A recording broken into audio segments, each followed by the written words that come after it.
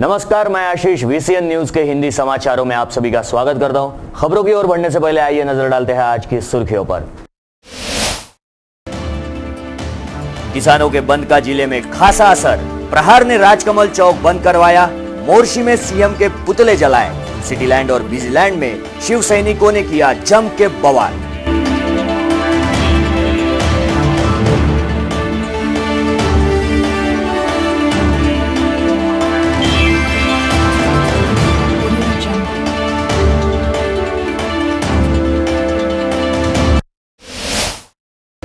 High court ने तत्काल seal हटाने के दिए आदेश। व्यापारियों में उत्साहपूर्ण वातावरण। व्यापारियों को मिली कोर्ट से राहत।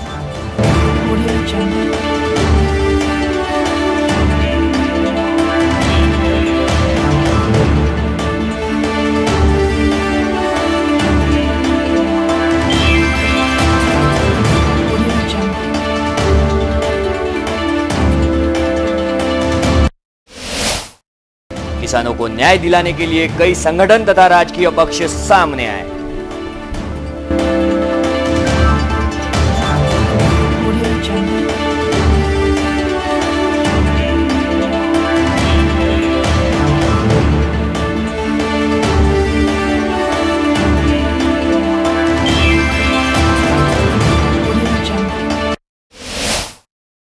परिवर्तन पैनल खुद के बलबूते पे लड़ेगा आगामी चुनाव।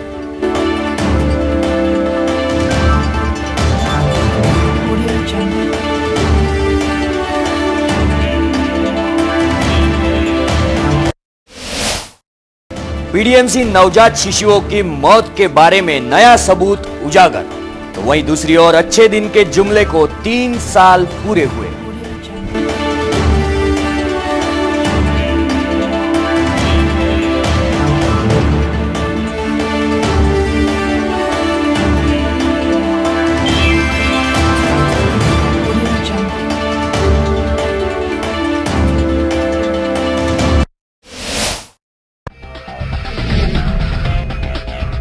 पीडीएमसी प्रशासन की मरीजों के प्रति लापरवाही उजागर हुई है। नवजात शिशुओं के मृत्यु के मामले को लेकर सभी नवजात शिशुओं को तकरीबन 5 से 14 घंटे बीत जाने पर भी कोई दोबारा जांच नहीं की गई थी। इसका पुख्ता सबूत उजागर हुआ है। किसी भी मरीज का केस पेपर प्रथम दर्शनी यही दर्शाता है कि उस मरीज की कब, किसने और कितनी बार जांच की है। कथित पीडीएमसी के NICU यूनिट में डॉक्टरों और नर्स की लापरवाही से 4 नवजात शिशुओं की मृत्यु हो गई। इस मामले में नया केस पेपर सामने आया है। वैसे देखा जाए तो नवजात शिशुओं के मामले में हर 2 घंटे बाद डॉक्टरों द्वारा जांच करना अत्यावश्यक है, पर इन चारों शिशुओं के केस पेपर हाथ लगते ही पता चला 5 घंटों से 14 घंटों तक इन बालकों की दोबारा जांच पड़ताल की ही नहीं। आफरीन बानो, इनके बच्चे को 28 मई की रोज सुबह 10 बजे डॉक्टरों द्वारा जांचा गया, जब हालात ठीक थे, मगर उसके बाद सीधा रात 12:10 को जांचा गया, जिस वक्त बच्चे की हालत गंभीर है, ऐसा इस केस पेपर में बताया गया है। दरमियान के 14 घंटे कोई भी जांच नहीं की गई, यही केस पेपर बता रहा है। उसी के साथ शिल्पा विरुड़कर, इनके नवजात शिशु की 28 मई की रोज सुबह 9 बजे जांच की गई, जिसके पश्चात सीधा 2:20 पर जांचा गया, जिसमें बच्चे की हालत 2 बजे तक गंभीर बताई गई। दरमियान के 5 घंटों में इस बालक की किसी भी प्रकार की जांच नहीं की गई। माधुरी कावटे, इनके नवजात शिशु के बारे में देखा जाए तो कुछ ऐसा ही हुआ। 28 मई की रोज शाम 7 बजे की गई जांच के बाद सीधा आधी रात 2 बजे जांच कर प्रकृति गंभीर है, ऐसा ब्यौरा केस रिपोर्ट में दिया गया। इस टाइम टेबल के अनुसार 7 घंटों तक कोई भी किसी भी प्रकार की जांच नहीं की गई। उसी प्रकार पूजा घरडे, इनके नवजात शिशु को 28 मई की रोज शाम 5 बजे जांचा गया, जिस वक्त नॉर्मल बताया गया है। इसी के आधार से पता चलता है कि पीडीएमसी प्रशासन मरीजों के प्रति कितना लापरवाह है।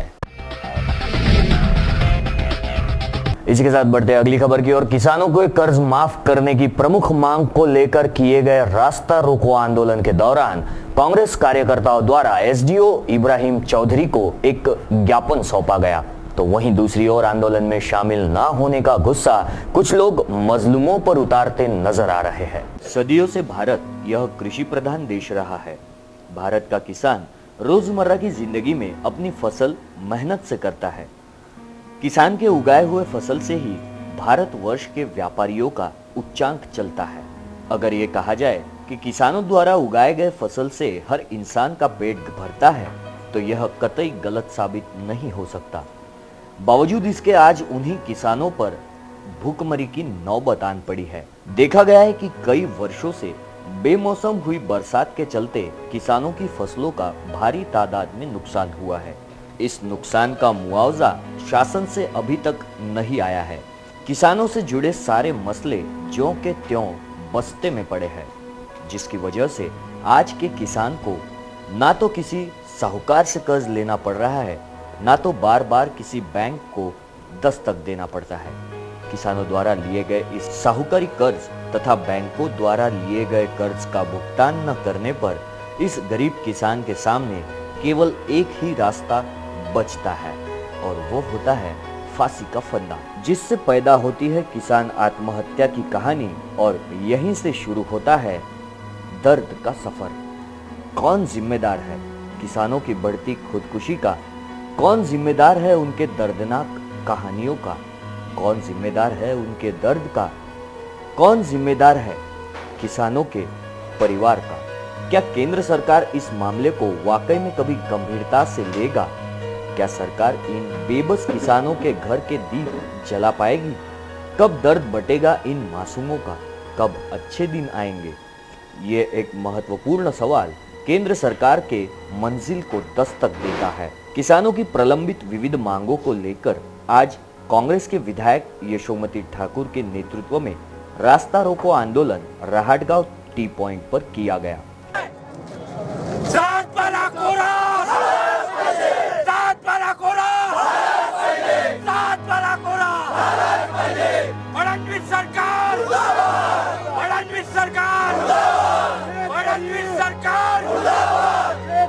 जिंदाबाद जिंदाबाद जिंदाबाद शेतकरी एकता जिंदाबाद शेतकरी एकता जिंदाबाद सात वाला कोरा झालाच पाहिजे सात वाला कोरा झालाच पाहिजे सात वाला कोरा झालाच पाहिजे संपूर्ण कर्जमाफी झालीच पाहिजे संपूर्ण कर्जमाफी झालीच पाहिजे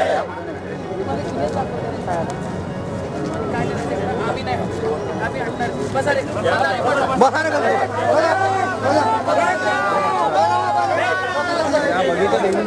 इस रास्ता रोको आंदोलन के दौरान अपनी विविध मांगों का विज्ञापन लिए संबंधित आला अफसरों को आंदोलन स्तर पर बुलाने की गुहार लगाई गई, लेकिन कांग्रेसी कार्यकर्ताओं की बार बार गुहार लगाने के बावजूद भी कोई भी संबंधित आला अफसर आने के लिए रजामंद नहीं था, जिसके चलते कांग्रेसी कार्यकर्ताओं ने बीच सड़क पर टायर जलाकर अपना गुस्सा अधिकारियों पर उतारा।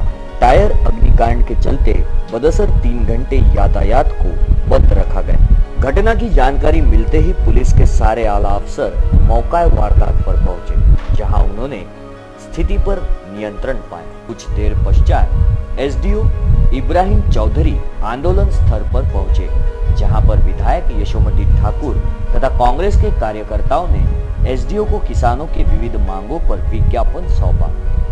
किसानों की प्रलंबित मांगों में किसानों को कर्ज मुक्त किया जाए, खरीद हुई तुअर तथा अन्य अनाज के रकम का भुगतान शीघ्र से शीघ्र किया जाए, किसानों के फसल की भाव को 50% दिया जाए, ऐसी ही कुल 11 प्रलंबित मांगों का विज्ञापन सौंपा गया। कुछ घंटों के तनाव के बाद मामला शांत होता नजर आया। आंदोलन स्तर पर PSI Kailash Punkar, DCP Shashikant Satav, ACP Vasant Dakhore, PI Umesh Patil, PI Vanjari, PI Ajay Malviya तथा अन्य पुलिस के आला अफसरों के पुख्ता इंतजामात के कोई होनी घटना नहीं घटी। इस रास्ता रोको आंदोलन में आमदार यशोमती ठाकुर, हरि मोहोड, गजानन मोड़े, श्रीकांत भोड़े, रोहित देशमुख, उषा मोड़े, पंचायत समिति सदस्य वहीदा बी यूसुफ शाह, गजानन मोहोळ, कांग्रेस व कार्यकर्ता मौजूद थे। क्या किसानों की इस मांग का फरमान केंद्र सरकार को पहुंचता है भी या नहीं? क्या फिर एक बार गरीब किसान को तारीख पे तारीख का गुलदस्ता ही मिलता है? देखा जा रहा है कि सोशल मीडिया के जरिए कुछ लोग आंदोलन में शामिल न होने का गुस्सा मजलूम पर उतारते हैं। VCN न्यूज इसकी कड़ी निंदा करता है और इस सोशल मीडिया पर वायरल हुए इस वीडियो का गलत इस्तेमाल न करे, ऐसी दरखास्त सभी से करता है। हमारे संवाददाता दिलीप जवंजाड़ की खास रिपोर्ट।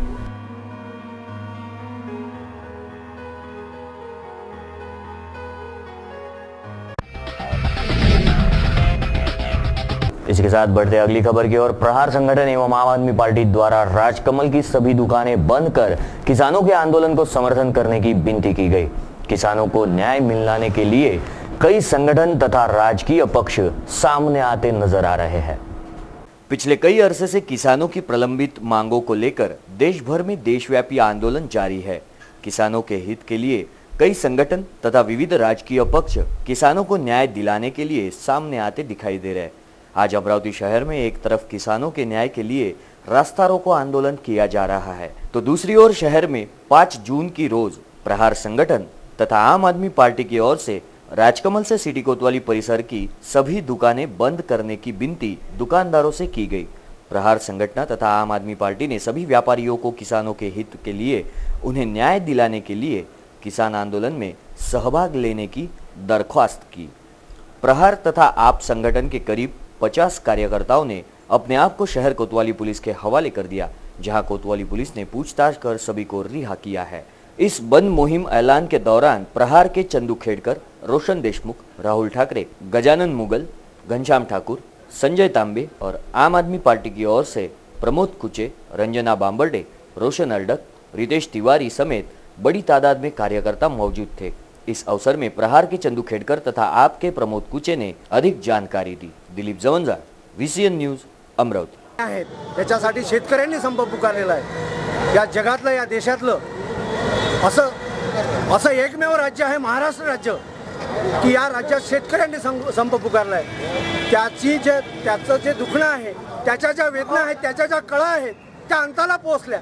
त्या क्षणाला तो आता संपावर चाललाय आणि त्या संपाच्या समर्थनार्थ प्रहार संघटनेच्या वतीनं त्या शेतकऱ्यांना जो शहर बंद महाराष्ट्र बंद च्या वतीनं जो त्यांनी बंद पुकारला होता, त्याला प्रहार संघटनेच्या वतीनं शहर प्रमुख यांना त्यानं शहर बंद करण्याचा आम्ही आटोकाट प्रयत्न केला आणि नम्रपणे सांगतोय की जे व्यापारी प्रतिष्ठान असतील यांनी कृपा करून एक दिवस आपला जो मायबाप शेतकरी आहे त्याच्या समर्थनार्थ आपण एक दिवसाचं बंद आपली एक काहीतरी नैतिक जबाबदारी म्हणून, आपलं एक दायित्व शेतकऱ्याप्रती म्हणून प्रत्येक व्यापाऱ्यांनी बंद करावं आणि या शेतकऱ्याच्या लढ्यात आम्ही शेवटच्या क्षणापर्यंत आमच्या शरीरात असलेल्या प्रत्येक रक्ताच्या थेंबापर्यंत आम्ही लढत राहू। जय किसान, जय जवान।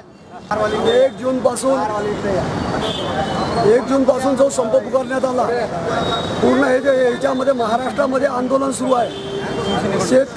शेतकरी दर 40 सेकंदाला एक शेतकरी मरतो आहे आणि हे सर्व याची दखल जे 2014 मध्ये केंद्र सरकारनं पूर्ण देशाला जी आश्वासनं दिली, त्याच्यातलं एकही आश्वासन केंद्र सरकारनं पाळलं नाही। याचा हा उद्रेक आहे आणि या 1 जून पासून सुरू झालेल्या संपाला आम्ही जवळपास आम आदमी पार्टी या संपामध्ये ताकदने उतरलेलो आहोत आणि आम्ही जागोजागी रस्ता रोको, पूर्ण महाराष्ट्रभर आम्ही रस्ता रोको आंदोलन जे काही आम्हाला करता येईल शेतकऱ्यासाठी आम्ही पूर्ण ताकदीने शेतकऱ्याच्या पाठीशी उभा आहे। जेपर्यंत शेती मालाला उत्पादन खर्चावर भाव आणि स्वामीनाथन आयोग लागू होत नाही तोपर्यंत आम आदमी पार्टी संपूर्ण शेतकऱ्याच्या पाठीशी आहे आणि शेतकऱ्याचा जो घात केला आणि संपूर्ण कर्जमुक्ती 7/12 कोरा जेपर्यंत जो घात करण्यात आला, चुकीचा संदेश हा महाराष्ट्र सरकारने देशातल्या शेतकऱ्यांपर्यंत कोणतीही मागणी न करता जे सूर्याच्या पिसाळची औलाद आहे त्या औलादीनं जे काही शेतकऱ्यामध्ये फूट पाडण्याचा प्रयत्न केला, तो फूट पाडण्याला पूर्ण आम्ही आणून पाडू आमचे रक्ताचे पाठ वाहिले तरी चालतील, तरी आम्ही शेतीमालाला उत्पादन करता भाव आणि स्वामीनाथन आयोग लागू करून घेऊ, त्याशिवाय आम्ही आम आदमी पार्टी स्वस्त बसणार नाही पूर्ण। तो इसी के साथ वक्त हो चला एक छोटे से ब्रेक का, कहीं मत जाइए, देखते रहिए VCN न्यूज।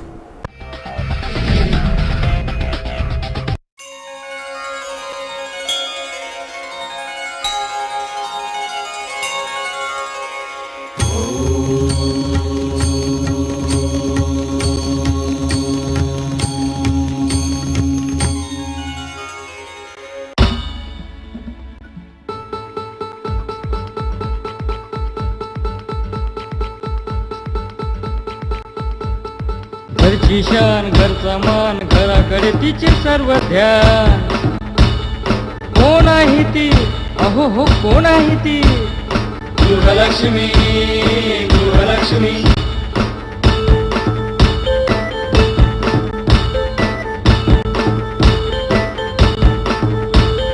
ममते पोटी प्रेमासाठी झटते नेहमी घरच्यासाठी, अहो पण काय केलं तिच्यासाठी, म्हणूनच तर घेऊन आलोय गृहलक्ष्मी, आनंद एका स्त्रीचा। अगं बाई गृहलक्ष्मी। तो ब्रेक के बाद मैं आशीष फिर एक बार आप सभी का स्वागत करता हूं। बढ़ते हैं अगली खबर की ओर। इसी के साथ बढ़ते अगली खबर की ओर। डॉक्टर पंजाबराव उपाख्य भाऊ साहेब देशमुख, इन्होंने आम आदमी को शिक्षा एवं योग्य उपचार मिलने हेतु शिवाजी शिक्षण संस्था और पंजाबराव देशमुख मेमोरियल हॉस्पिटल की स्थापना की। इन दिनों संस्थाओं का जायजा लिया जाए तो आपके रोंगटे खड़े हो सकते हैं। डॉक्टर पंजाबराव उपाख्य भाऊ साहेब देशमुख, इन्होंने आम आदमी को शिक्षा मिलनी चाहिए यह सोचकर अमरावती नगरी में शिवाजी शिक्षण संस्था का बीज बोया। पर आज यदि डॉक्टर भाऊ साहब की आत्मा इस शिक्षण संस्था का जायजा ले तो वो भी कांप उठेगी। ऐसा माहौल यहाँ का नजर आ रहा है। हाल ही में 4 मासूम बच्चों की मौत ने तो शहर वासियों को झंझोड़ कर रख दिया है, पर जिनके हाथ में इसकी डोर है वो मानो ऐसे सोए हैं कि उन्हें कुछ पता ही नहीं। बात चल रही है श्री शिवाजी शिक्षण संस्था द्वारा संचालित doctor Panjabrao Deshmukh memorial medical college एवं हॉस्पिटल की। विगत कई वर्षों से यह कॉलेज एवं हॉस्पिटल काफी चर्चा में रहते हुए नजर आता है। शिवाजी शिक्षण संस्था द्वारा यह चलाया जाता है। आपकी जानकारी के लिए बताना जरूरी है कि 31 मई को शिवाजी शिक्षण संस्था के विद्यमान अध्यक्ष डॉक्टर शेळके का कार्यकाल खत्म हो चुका है, मगर एडवोकेट शेळके किसी भी कीमत पर अपनी कुर्सी खाली करने के लिए राजी नहीं है। अगर हम घटना या बायलॉज देखते हैं तो हैरत अंगेज नतीजे सामने आ रहे हैं। इन सारी बातों का पर्दाफाश माजी मंत्री अरविंद देशमुख द्वारा निर्मित परिवर्तन पैनल ने आज पत्र परिषद दौरान किया। आपकी जानकारी के लिए बताना जरूरी है कि विगत 10 वर्षों से एडवोकेट शेळके अध्यक्ष पद पर विराजमान है। साथ ही उनके ऊपर एवं उनके सचिव के ऊपर फौजदारी मामला भी दर्ज है। ली गई पत्रकार वार्ता में माजी मंत्री अरविंद देशमुख, माजी आमदार ठाकरे मौजूद थे। तो आइए देखते हैं इस संबंध में अरविंद देशमुख क्या कहते हैं।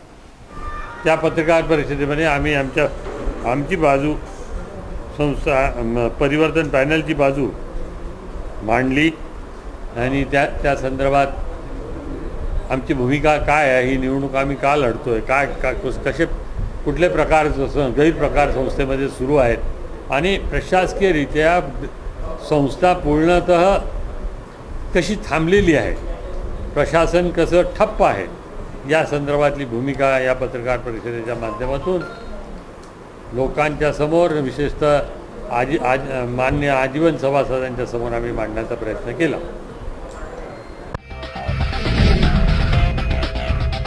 तो इसी के साथ बढ़ते अगली खबर की ओर। खत्री मार्केट में महानगरपालिका द्वारा दुकानों को सील लगाने की कार्रवाई को अवैध करार देते हुए हाईकोर्ट ने तत्काल सील हटाने के आदेश दिए हैं, जिसके चलते व्यापारियों में उत्साहपूर्ण वातावरण देखने को मिल रहा है। खत्री मार्केट के दुकानदारों को उच्च न्यायालय से स्थायी राहत मिली है। महानगर पालिका की एकतरफा कार्रवाई को गैर कानूनी अंजाम देते हुए हाईकोर्ट ने तत्काल सील हटाने के आदेश जारी किए हैं। खत्री मार्केट के दुकानदारों को उच्च न्यायालय से मिली इस राहत के चलते महानगर पालिका की एकतरफा कार्रवाई को खुद हाईकोर्ट ने गैर कानूनी बताया और ये बताते हुए तत्काल सील हटाने के आदेश दिए। ज्या 181 दुकानांना अमरावती महानगरपालिकेने सील ठोकले होते त्यांच्याविषयी पिटिशन दाखल करण्यात आले होते। नागपूर हायकोर्टाने याबद्दल निर्णय दिलेला आहे। तो निर्णय असा आहे की नागपूर हायकोर्टाने दिलेल्या निर्णयामध्ये असं म्हटलेलं आहे की महानगरपालिकेने ज्या 181 दुकानांना सील ठोकले होते त्यापैकी स्वतः महानगरपालिकेने कर्मचारी पाठवून ते सील काढून घेण्यात यावे। जे लोक रिक्वेस्ट करून त्यांच्यापर्यंत पोहोचणार आहे त्यांचे सर्वांचे सील तिथून निघणार आहेत अशी माहिती नुकतीच हाती आलेली आहे। बघूया आपण याबद्दल महानगरपालिकेचे आयुक्त हेमंतकुमार पवार यांचं काय म्हणणं आहे। पहिली बाब ही की आपण महानगरपालिका म्हणून जी काही कारवाई केली त्याला जे कोणी सफरर आहेत ज्यांना असं वाटलं की त्यांच्यावरती तो अन्याय झालेला आहे त्यांनी न्यायालयाच्या माध्यमातून एक अंतरिम आदेश प्राप्त करून घेतलेला आहे।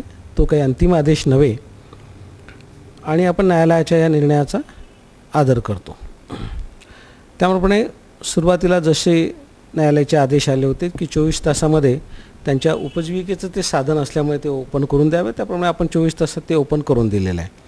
पण हे करत असताना आपल्याला आपल्या भूमिकेपासून मात्र वंचित ठेवण्यात आलेलं नाही आहे आणि म्हणून जे काही महानगरपालिकेची दुकानं आहेत मग ती BOTची असतील किंवा BOTची नसतील या सगळ्या दुकानांना आता आपण सेक्शन 81B नुसार नोटिसेस देण्याची कारवाई करत आहोत आणि या नोटिसेसचा एक नमुना आम्ही आज किंवा उद्यापर्यंत तो फायनल करू आणि जेवढी काही म्हणजे आता माझ्या माहितीप्रमाणे 27 मार्केटमध्ये जवळजवळ 1075 दुकानं आपली आहेत आणि या सगळ्या दुकानांचा नव्याने करारनामा आपल्याला करून घ्यायचा कारण हे सगळे जे जुने करारनामे आहेत हे अतिशय जुजबी अशा रेटने हे सगळे आहेत आणि त्यामध्ये महानगरपालिकेचं फार मोठ्या प्रमाणात आर्थिक नुकसान होत आहे। वास्तविक या सगळ्या मालमत्तांची किंमत कोट्यावधी रुपये आहे, मात्र महानगरपालिकेला या माध्यमातून खूप कमी उत्पन्न मिळतं। हा गेल्या 1 वर्षभरातला आमचा अभ्यास आहे आणि आपल्याला आपले करारनामे रिवाइज करून घेण्यासाठी पूर्णपणे अधिकार आहेत आणि हे सगळे करारनामे आपण रिवाइज करून घेणार आहोत। एडवोकेट पंकज नवलानी, एडवोकेट चिराग नवलानी तथा एडवोकेट आनंद परचूरे की सफल पैरवी के चलते व्यापारियों में हर्षोल्लास का वातावरण देखने को मिल रहा है। मैं खुद चिराग नवलानी, मेरा भाई पंकज नवलानी और एडवोकेट आनंद परचूरे, हम तीनों ने एक writ petitions total 3 writ petitions file की थी जिनके रिट पिटिशंस के नंबर है 3408 ऑफ 2017, 3410 ऑफ 2017 और 3353 ऑफ 2017। इसमें टोटल। तो आइए बढ़ते अगली खबर की ओर। मोदी सरकार ने 3 साल पूरे होने के उपलक्ष्य में भारतीय जनता पार्टी द्वारा 3 साल का कार्यकाल पत्रकार वार्ता में बयान किया गया। प्रदेश प्रवक्ता शिवराय कुलकर्णी ने इस पत्रकार वार्ता को संबोधित किया है।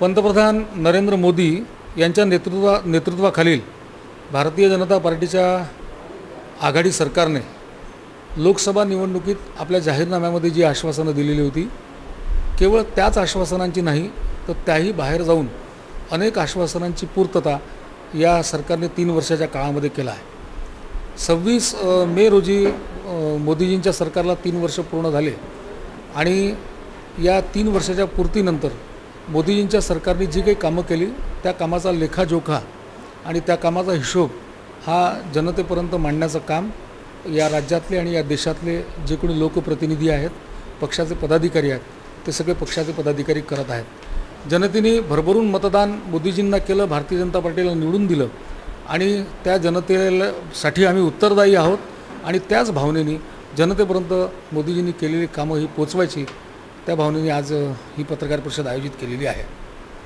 महागाई कमी करणं, रोजगार निर्मिती, भ्रष्टाचाराला आळा, राज्यांना जे काही देशातले विविध राज्य आहेत त्या राज्यांना अधिक अधिकार देणं, महिलांचं आणि गरिबांचं सबलीकरण, अनुसूचित जाती जमाती, अल्पसंख्याक, OBC या सगळ्यांचं कल्याण, शेतीचा विकास, दिव्यांगांना अधिकार, लहान मुलांचं आरोग्य आणि पायाभूत सुविधांचा विकास या आंतरराष्ट्रीय पातळीवर, यासोबत आंतरराष्ट्रीय पातळीवर आपल्या देशाची प्रतिष्ठेमध्ये वाढ होणं या सगळ्या आघाड्यांवर मोदी सरकारने भरीव काम केलेलं आहे। सर्वच पातळींवर म्हणजे काळा पैसा बेनामी संपत्तीच्या विरोधामध्ये मोदी सरकारने कठोर पावलं उचललेलं आहे. नोटबंदीच्या नंतर या देशातल्या जनतेने मोदीजींना दिलेले जे अभूतपूर्व समर्थन आहे ते आपल्याला सगळ्यांना माहिती आहे की लोकांची तयारी होती. अनेक लोकांना अनेक दिवस आपल्या स्वतःचा हक्काचा पैसा मिळवण्यासाठी रांगेत उभं राहावं लागलं. पण मेरा देश बदलतो आहे या भावनेने लोक रांगेमध्ये उभे होते आणि आज हळूहळू त्या सगळ्या वातावरणामध्ये बदल पडलेला आहे आणि एक मोठ्या प्रमाणामध्ये या देशातल्या काळ्या धनावर साठेबाजांवर अंकुश येऊन एक मोठ्या प्रमाणामध्ये आपली अर्थव्यवस्था सुधारण्याच्या मार्गावर गेलेली आहे. खूप चांगले निर्णय घेतले. एका देशामध्ये एकच कर असला पाहिजे आणि म्हणून GST लागू करण्यात आला. VIP गाड्यांवरचा लाल दिवा काढण्याच्या निर्णयाने या देशातली सर्वसामान्य जनता खुश झालेली आहे. लाल दिव्यामुळे जनता आणि लोकप्रतिनिधी, जनता आणि अधिकारी, वेगवेगळ्या प्रकारच्या दिव्यांमुळे जनता आणि लोकप्रतिनिधी किंवा जनता आणि प्रशासकीय अधिकारी यांच्यामध्ये एक मोठं अंतर निर्माण होत होतं. हे अंतर दूर झालं पाहिजे आणि सगळेजण एका पातळीवर असले पाहिजे. हा समानतेचा विचार मांडणारा हा अत्यंत महत्त्वाचा निर्णय हा मोदी सरकारने घेतलेला आहे. विजेच्या क्षेत्रात भरीव काम झालेलं आहे. शेतीच्या क्षेत्रात भरीव काम झालेलं आहे. OBC आयोगाला पहिल्यांदा घटनात्मक दर्जा देण्याचं काम या सरकारने केलेलं आहे. 2 कोटी कुटुंबांना म्हणजे ज्या गोरगरीब महिलांच्या घरामध्ये आतापर्यंत चुलीवर धूर फुंकला जात होता आणि मोदीजी आपल्या भाषणामध्ये नेहमी सांगतात की महिलांची फुफ्फुसं साधारणतः एक माणूस दिवसभर जर धूम्रपान करत असेल, विडी ओढत असेल तर त्याला जेवढा त्रास होतो त्याच्यापेक्षा कितीतरी जास्त पट त्रास या देशातल्या गरीब महिलांना चूल फुंकण्याच्या धुरामुळे होत होता. आणि उज्ज्वला योजनेच्या अंतर्गत या देशातल्या 2 कोटी लोकांच्या घरापर्यंत मोफत गॅस कनेक्शन पोहोचवण्याचं काम मोदी सरकारने केलेलं आहे. सर्वसमावेशक पीक योजनेमुळे शेतकऱ्यांना मोठ्या प्रमाणात संरक्षण मिळणार आहे आणि 12 रुपयामध्ये 12 कोटी लोकांना मोठं विम्याचं कवच या सरकारमुळे प्राप्त झालेलं आहे. स्पेक्ट्रम किंवा कोळसा खाणी यातल्या घोटाळ्यांचे आकडे आपल्याला मागच्या सरकारचे आठवत असतील. जेवढे त्यांचे घोटाळ्यांचे आकडे होते त्यापेक्षा कितीतरी पट जास्त उत्पन्न आता सरकारच्या तिजोरीमध्ये जमा व्हायला लागलेलं आहे. रिफॉर्म, परफॉर्म आणि ट्रान्सफॉर्म या सर्व आघाड्यांवर मोदी सरकार अत्यंत यशस्वी ठरलेलं आहे. एक शेवटचा मुद्दा मी आपल्याला सांगेन की 3 वर्षापूर्वी या देशातला भ्रष्टाचार शिगेला पोचलेला होता. सर्व स्तरावरचं प्रशासन अत्यंत सुस्त होतं. धोरणांमध्ये, नीतीमध्ये प्रचंड मोठ्या प्रमाणात गोंधळ होता. या सगळ्या आघाड्यांवर एक पारदर्शी काम मोदी सरकारने या 3 वर्षामध्ये केलेला आहे. हा लेखाजोखा जनतेसमोर मांडण्यासाठी देश पातळीपासून तर अगदी गाव पातळीपर्यंतचे कार्यकर्ते आणि भाजपाचे पदाधिकारी, लोकप्रतिनिधी जनतेमध्ये सध्या जात आहेत.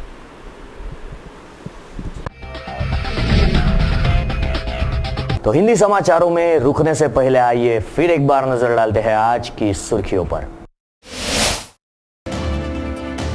किसानों के बंद का जिले में खासा असर। प्रहार ने राजकमल चौक बंद करवाया। मोर्शी में सीएम के पुतले जलाए। सिटीलैंड और बिजीलैंड में शिव सैनिकों ने किया जम के बवाल।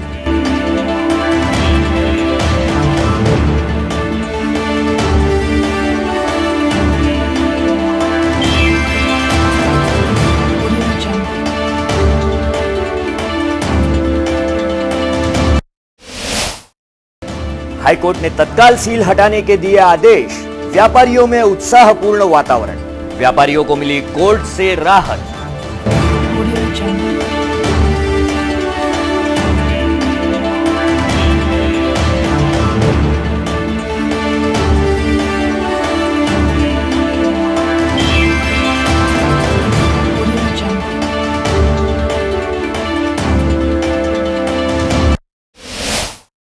किसानों को न्याय दिलाने के लिए कई संगठन तथा राजकीय पक्ष सामने आए।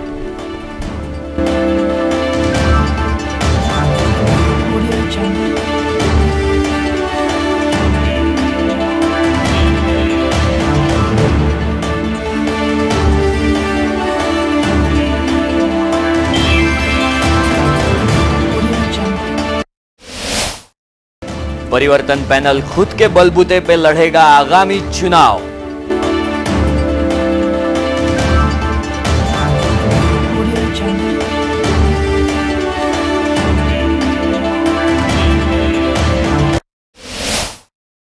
पीडीएमसी नवजात शिशुओं की मौत के बारे में नया सबूत उजागर। तो वहीं दूसरी ओर अच्छे दिन के जुमले को 3 साल पूरे हुए।